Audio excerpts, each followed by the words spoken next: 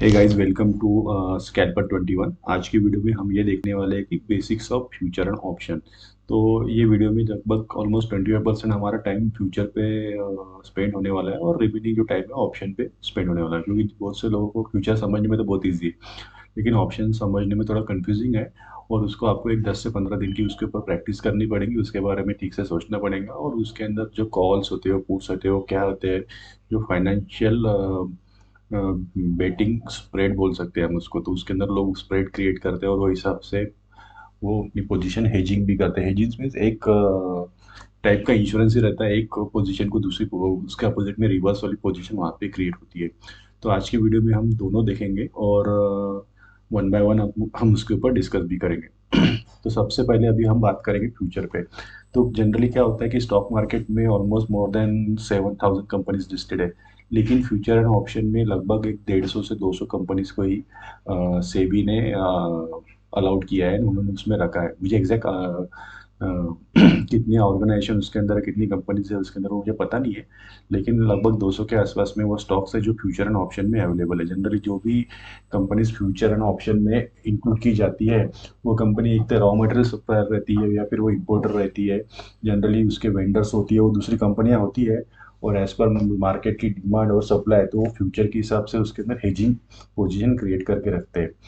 तो generally future में क्या होता है कि ट्रेडर्स उसका एडवांटेज किस तरह से लेते हैं, प्रो ट्रेडर्स, प्रोफेशनल ट्रेडर्स वो चीज़ का एडवांटेज किस तरह से लेते हैं, हम वही चीज़ देखेंगे। फ्यूचर में क्या होता है कि पर्टिकुलरली फॉर कोई एक स्टॉक है, ठीक है, तो वो स्टॉक की तीन एक्सपायरीज होती है। तीन एक्सपायरीज होती है मीन्स फॉर एग्जांपल कि अभी ये मंथ चालू है, आज की डेट है 23 नवंबर 2022, और आज का डे है वेनसडे और कल का डे है थर्सडे। तो जो भी ऑप्शन में जो भी फ्यूचर की तीन एक्सपायरीज होती है, उसमें वो मंथली एक्सपायरीज होती है, और वो एक्सपायरी मंथ के लास्ट थर्सडे को, मंथ के लास्ट गुरुवार के दिन वो एक्सपायर हो जाती है। ठीक है गाइज। तो क्या होता है कि फॉर एग्जांपल अगर आपने कोई स्टॉक फ्यूचर में बाय किया है, तो वो उसका एक्सपायरी आप उस मंथ के आखिरी वाले गुरुवार को वो एक्सपायर हो जाएगा। तो वो टाइम पे अगर आपको लगता है कि वो अगर स्टॉक बढ़ रहा है, तो आप वो महीने का फ्यूचर बेच सकते हो, और अगले महीने का ही फ्यूचर उसी वक्त उसमें थोड़ा डिफरेंस रहेगा, तो आप बाय कर सकते हो। ठीक है। तो उसको बोलते हैं फ्यूचर रोल ओवर। फ्यूचर का जो आपने लॉट जो शुरुआत में बाय करके रखा था और वो आपने बेचा, और फिर दूसरे एक्सपायरी में, नेक्स्ट मंथ की एक्सपायरी में आपने उसको बाय कर लिया, तो वो फ्यूचर रोल ओवर डेटा। तो वो हर मंथ के लास्ट गुरुवार के बाद में वो डेटा सामने आता है, और उसमें ये उससे एक एनालिसिस ऐसा निकलता है कि कौन से स्टॉक में फ्यूचर रोल ओवर ज़्यादा हुआ है। तो वो प्रोफेशनल ट्रेडर्स ट्रेडर्स और इंस्टीट्यूशन देखते हैं, और वो हिसाब से फिर उसमें वो नेक्स्ट मंथ में पोजीशन क्रिएट करते हैं। तो अगर फॉर एग्जांपल कोई स्टॉक है, उसके फ्यूचर डेटा के रोल ओवर में ऑलमोस्ट 20, 30, 40% का इंक्रीज हुआ है, तो उसका मीनिंग क्या बोलोगे आप, समझोगे कि वो वाला स्टॉक अगले महीने में बुलिश रहेगा। तो वो स्टॉक में वो ट्रेडर्स हमेशा बुलिश ट्रेड लेने की ही कोशिश करते हैं। ठीक है। और फॉर एग्जांपल अगर मार्केट में कोई ऐसा हमें लगता है कि मार्केट में या फिर पूरे वर्ल्ड में कोई सीनियरियो खराब हो रहा है, कि इधर वर्ल्ड वॉर होने वाला है, या फिर जैसे बीच में अभी कोविड आया था, तो कोविड आया था तो क्या हुआ था कि स्टॉक मार्केट गिर रहा था। तो ऐसे सिचुएशन में हम फ्यूचर लॉट बेच सकते हैं, यानी आप हम लोग क्या करते हैं, मार्केट को शॉर्ट कर सकते हैं ओवरनाइट। जनरली इंट्राडे में हम कोई स्टॉक खरीद सकते हैं, बेच सकते हैं, या फिर हमने खरीदा नहीं तो भी हम इंट्राडे में बेच सकते हैं। लेकिन अगर आपके पास में ओवरनाइट पोजीशन है ही नहीं, तो आप उसको बेचोगे कैसे? तो एट दैट टाइम आपको फ्यूचर काम आएगा। तो फ्यूचर का लॉट आप बेचोगे, तो उसका अगर मार्केट गिर रहा है, नीचे गिर रहा है, तो आपको उसके अंदर प्रॉफिट होने वाला है। ठीक है guys? तो फ्यूचर के वैसे बहुत से एडवांटेजेस है, तो वो ये वीडियो में हम कवर कर सकते हैं, लेकिन अगर वीडियो बहुत ही लंबा हो जाएगा। तो आज का मेन पर्पज हमारा है कि डिटेल में हम डिस्कशन करेंगे ऑप्शन पे, क्योंकि ऑप्शन में ही मेजॉरिटी ट्रेड होते हैं, और ऑप्शन ट्रेडिंग को ऐसा बोल सकते हैं हम डेरिवेटिव ट्रेडिंग, क्योंकि वो ऑप्शन जो होते हैं वो डिराइव्ड होते हैं उसकी वैल्यू से। ठीक है गाइस। तो डेरिवेटिव और मीन्स ऑप्शन ट्रेडिंग के कुछ उसके अंदर सब डिस्कशन अपन करेंगे। ठीक है गाइस। तो सबसे पहले हम चलते हैं ऑप्शन चेन पे। ठीक है, ये है एनएससी की ऑप्शन चेंज की, ऑप्शन चेन का ये लिस्ट है। ठीक है गाइस।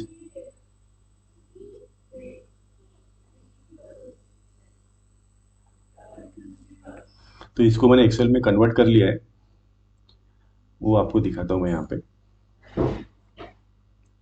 एक्सेल में उसको डाउनलोड कर लिया है और इस तरह से ऑप्शन चेन दिखता है। तो जनरली ऑप्शन में क्या होता है मैं आपको बताता हूँ। तो जनरली ऑप्शन में होते हैं कॉल और एक पुट। यहाँ पे आप स्क्रीन पे देख सकते हो कि एक होता है कॉल और दूसरा होता है पुट। ठीक है, तो अभी हम कॉल पे बात करेंगे। तो जनरली ऑप्शन में क्या होता है कि ऑप्शन में नंबर ऑफ स्ट्राइक प्राइस होती है।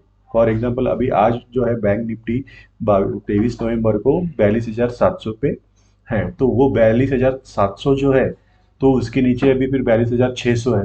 यहाँ पे मैं 600 लिख देता हूँ, 42 लिख देता हूँ, ठीक है।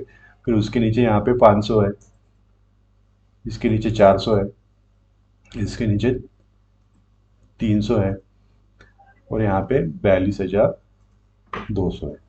ठीक है गाइस। और यहाँ पे ऊपर का भी ड्रॉ कर लेता हूँ, 42,800, 900, 43,000। तो इस तरह से वो नंबर ऑफ स्ट्राइक प्राइस उसमें रहते हैं। तो जनरली ट्रेडर्स क्या करते हैं कि जो कॉल बायर है या कॉल सेलर है, यहाँ पे वो फाइनेंशियल यानी वो बेट लगाती है। वो बोलते हैं कि फॉर एग्जाम्पल अभी मार्केट 42,700 पे, तो कोई ऑप्शन बायर आएगा और वो बोलेगा कि मार्केट जो है वो 42,900 के ऊपर एक्सपायरी को क्लोज होंगी होंगी।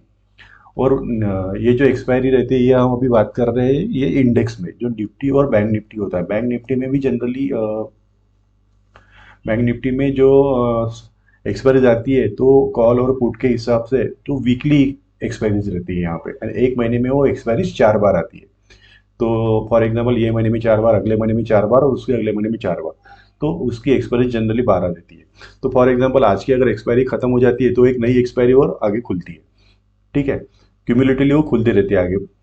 ठीक है, और ऑलमोस्ट 98% ट्रेड वो करंट वाले एक्सपायरीज में होते हैं, यानी किसी को ऑप्शन बाय भी करना है या किसी को ऑप्शन सेल भी करना है।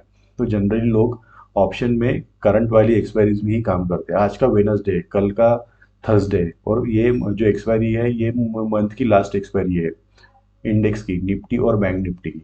तो वो भी लगभग ऐसा समझ लो कि वो एक्सपायरी कल, उसमें जो भी प्रीमियम्स है वो खत्म हो जाएंगे। फॉर एग्जांपल अभी यहाँ पे एट द मनी है, और एट द मनी का यहाँ पे प्रीमियम है, फॉर एग्जांपल हम पकड़ के चलते हैं 200 रुपीज़।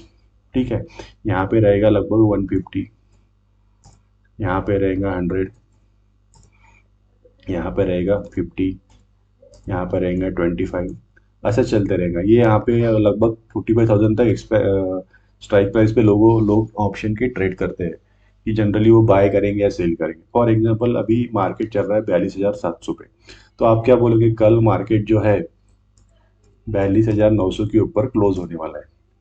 ठीक है, यानी 200 पॉइंट अप जाएगा, और उसके लिए आप कितना प्रीमियम देना चाहोगे, 100 रुपीज़। यानी आप क्या बोल रहे हो, 42,900 प्लस 100, यानी 43,000 के ऊपर अगर मार्केट जब जाएगा, तब उस आपको उसमें प्रॉफिट होना शुरू होगा। जनरली क्या होता है कि अगर 42,700 से 42,800 पे मार्केट आता है, तो इमीडिएटली इसकी वैल्यू है 100 से लगभग 150 बन जाएगी।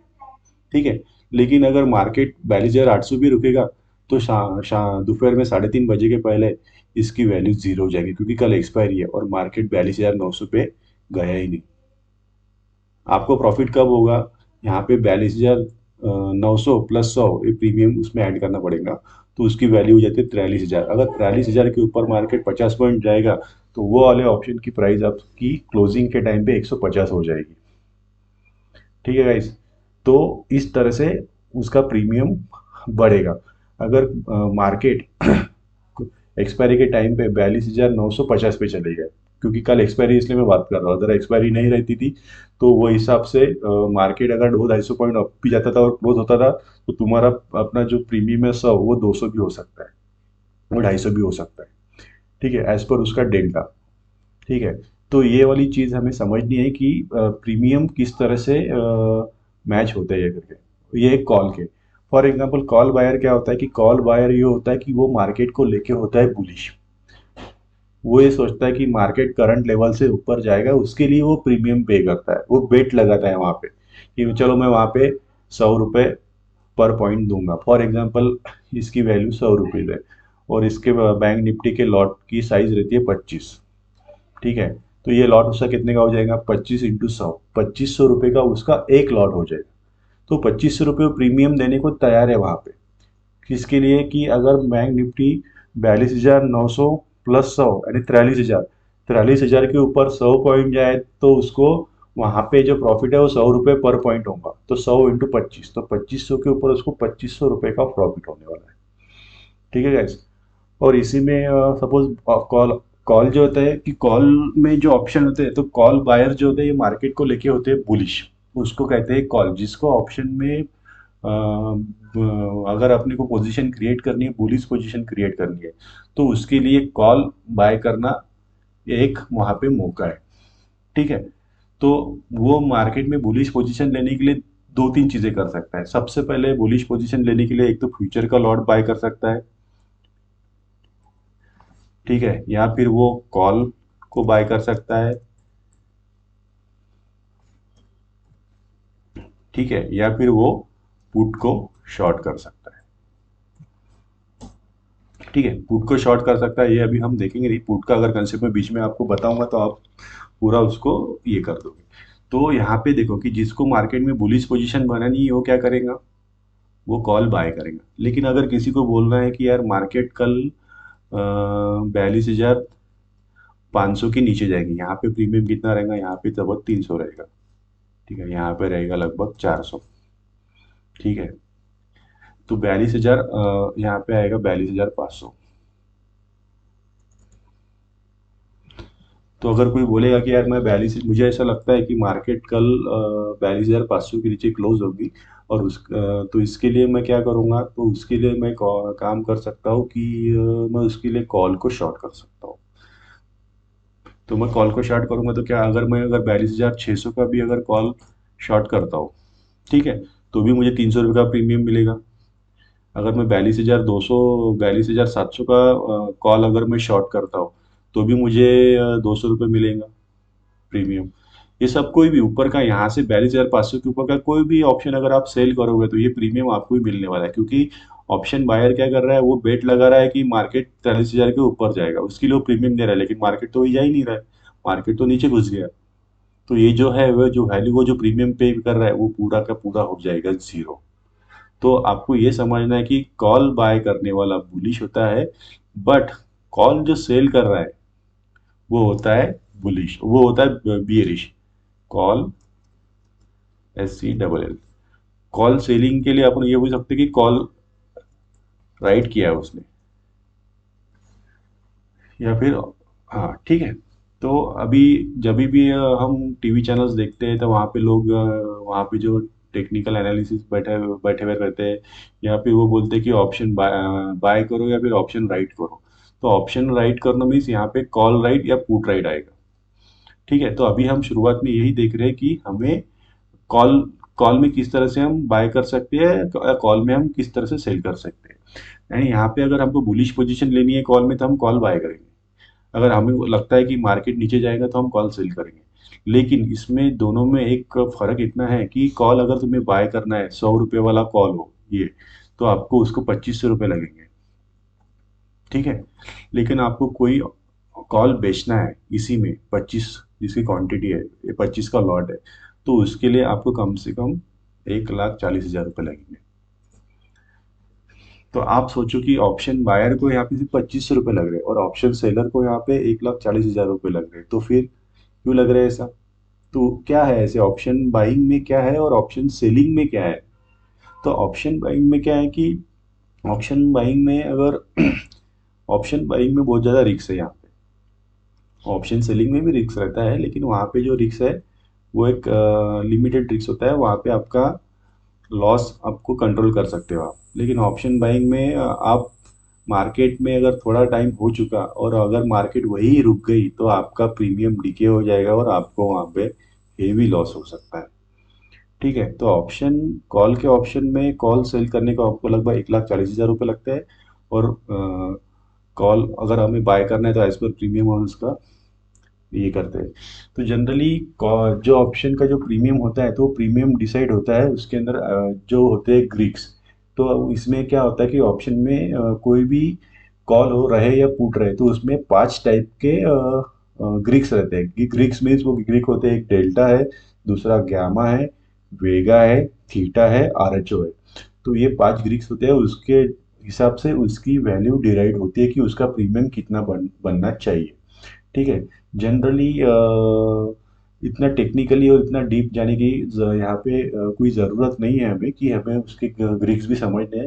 लेकिन आप सिंपल एक बात समझ लो कि मार्केट अगर 42,700 पे अभी है और कल मार्केट हमें लगता है कि 42,700 के ऊपर रहेगा, तो उसके लिए हमको 200 रुपये का प्रीमियम देना है। लेकिन हमको प्रॉफिट कब होगा? 42,700 प्लस 200 यानी 42,900 के ऊपर जब मार्केट जाएगा तब हमारा ज़्यादा प्रॉफिट होगा। एक्सपायरी के दिन अगर मार्केट यहाँ से 43,000 पे क्लोज होता है, ठीक है, तो हमने तो प्रीमियम 200 पे किया लेकिन डिफरेंस आया है 300 का, तो हमें यहाँ पे 100 रुपये प्रीमियम मिलेगा। यानी फॉर एग्जाम्पल 25 × 200 यानी 5,000 रुपये हमने इन्वेस्ट किए थे और एक्सपायरी के डे तक हमने उसको होल्ड भी किया और मार्केट ऊपर रहा, तो हमको उसके अंदर प्रॉफिट हो जाएगा लगभग 100 × 25 यानी 250 2,500 रुपये हमारा प्रॉफिट हो जाएगा। तो ये चीज़ें है नहीं, अगर हमको मार्केट को बुलिश देखना है तो हम कॉल बाय करेंगे। तो अभी हम आते हैं पुट पे। ठीक है गाइस, तो इसमें अगर आपको सब समझ में आ ही गया होगा, मुझे ऐसा लगता है कि अगर आपको इसमें कोई डाउट है तो you can right in the comment section कि इसको और किस किस तरह से डिटेल में बता सकते हैं करके। तो अगर आपको कुछ डाउट होगा तो मैं आपको फिर से इसमें कुछ वहाँ पे आपको कमेंट को रिप्लाई देके ठीक से बता सकूंगा। ठीक है, अभी यहाँ पे आते हैं हम यहाँ पे पुट पे। तो पुट में भी क्या होता है कि नंबर ऑफ स्ट्राइक प्राइस रहती है। ठीक है, तो यहाँ पे भी ये वाला जो सेशन आता है ये एलो करके मैंने क्लिक किया रखा है यहाँ पे, ये पुट का एटीएम है। पुट का आईटीएम है यहाँ पे। ठीक है, आईटीएम टाइपिंग मिस्टेक हुआ है, ये इन द मनी बोल सकते हैं अपन। ठीक है, रुको मैं आपको इन द मनी और आउट ऑफ द मनी और एट द मनी कॉल में समझाता हूँ। तो अभी देखो 42,700 पे हमारा आज बैंक निफ्टी है। तो ये क्या है? उसका एटीएम एटीएम प्राइस उसको हम बोल सकते हैं। एट द मनी यहाँ पे ऑप्शन है, अभी उसकी वैल्यू चल रही है 200 रुपये। लेकिन ये वाला जो एरिया है यहाँ पे दिख रहा है येलो कलर का, जहाँ पे नीचे नीचे नीचे नीचे कॉल है, तो ये वाले एरिया को हम कहते हैं इन द मनी। ठीक है, और ये ऊपर वाले एरिया को जहाँ पे कोई कलर दिया नहीं है, वाइट है, पूरा वाइट है, इसको बोलते हैं out of the money of call. ये कॉल का ओटीएम है और ये कॉल का इन द मनी है। और ये वाली जो लाइन है बीच वाली, इसको मैं रेड कर देता हूँ, ये कॉल की एट द मनी है। तो जनरली फिर अभी हम देखते हैं कि टीवी पे बोलते हैं कि एटीएम बाय कर लो या फिर ओटीएम बाय कर लो, या फिर इस तरह से वो लोग बोलते हैं। ठीक है, तो अभी आपको मैं पुट के बारे में डिटेल में बताता हूँ। तो पुट में भी उसी तरह से है, लेकिन पुट में थोड़ा उल्टी, कॉल का एग्जैक्टली अपोजिट है। जनरली मार्केट में लोग पुट कब बाय करते हैं? पुट बायर्स कब आते हैं? तो पुट बायर्स तब आते हैं जब उनको लगता है कि मार्केट अभी नीचे जाने वाला है। तो मार्केट में अगर पुट बायर्स मार्केट नीचे जाने पे पुट बाय करते हैं, तो पुट बायर्स रहते हैं बेरिश। लेकिन पुट सेलर्स कौन होंगे फिर?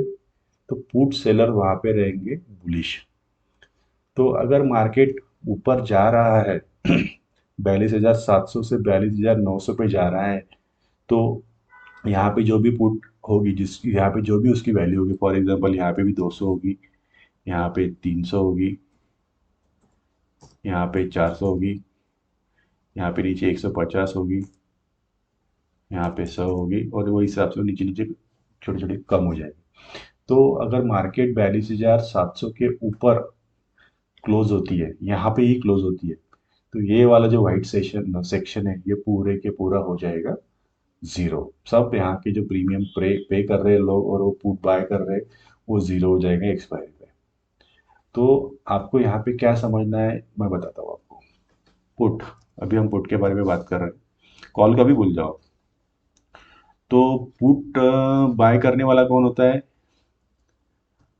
पुट बाय करने वाला होता है बियरिश। लेकिन पुट सेल कौन कर रहा है फिर? पुट सेलर होता है बुलिश। ठीक है गाइस। तो इस तरह से पुट पुट में भी उसी तरह से पोजीशन बनती है अपोजिट में। जनरली अगर हमें ऑप्शन राइट करके ही मार्केट में पोजीशन बनानी है, हमको ऑप्शन बाय नहीं करनी है, हम कॉल पुट बाय करेंगे ही नहीं, तो हम क्या कर सकते हैं, अगर हमें मार्केट में ऐसा लगता है कि मार्केट अभी बेयरिश बन रहा है, ठीक है, मार्केट बेयरिश बन रहा है और मार्केट नीचे जाएगा, तो वो टाइम पे हम कॉल को बेचेंगे, क्योंकि कॉल की वैल्यू वहाँ पे धीरे धीरे धीरे धीरे जीरो हो जाएगी। ठीक है।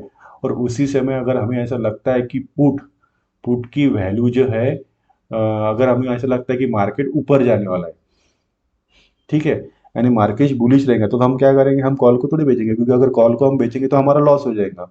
तो हम तब बेचेंगे पुट को, क्योंकि पुट के नीचे पुट के इन द मनी जो रहेंगे वो जीरो होना शुरू हो जाएंगे। तो हमें राइटिंग के टाइम पे ये ध्यान रखना है कि कॉल राइटर जो होते हैं वो होते हैं बियरिश, और पुट राइटर जो होते हैं बुलिश।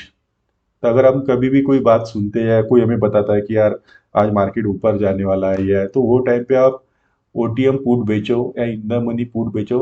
आप आपकी रिस्क के हिसाब से कोई भी पुट बेच सकते हो, आपको वहाँ पे प्रॉफिट हो सकता है। लेकिन वहाँ पर भी आपको अगर ऑप्शन बेचना है, तो आपको ऑप्शन बेचने के लिए लगभग, बैंक निफ्टी का ऑप्शन बेचने के लिए आपको 1.5 लाख रुपए के आसपास में खर्चा आएगा। ठीक है guys?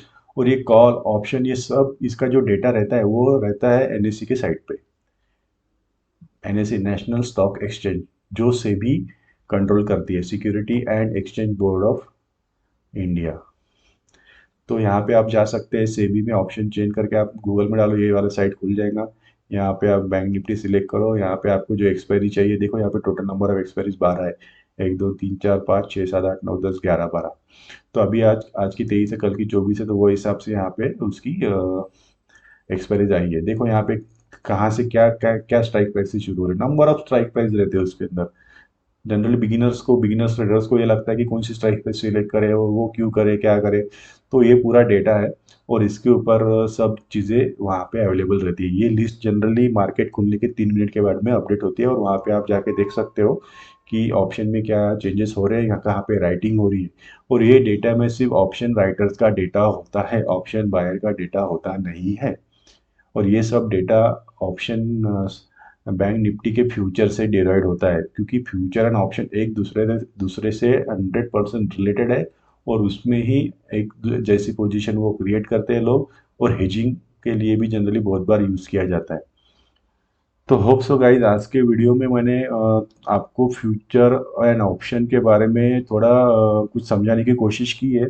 लेकिन अभी ये सब हम लोग वर्चुअली डिस्कस कर रहे हैं, front to front face to face discuss नहीं कर रहे, फिर भी मैंने यहाँ पे अच्छी पूरी कोशिश की है कि मैं आपको डिटेल में बताऊँ करके। तो आप हमेशा यही देखिए कि ऑप्शन राइट करना या ऑप्शन राइट करना में रिस्क कम है as compare to option buy करना।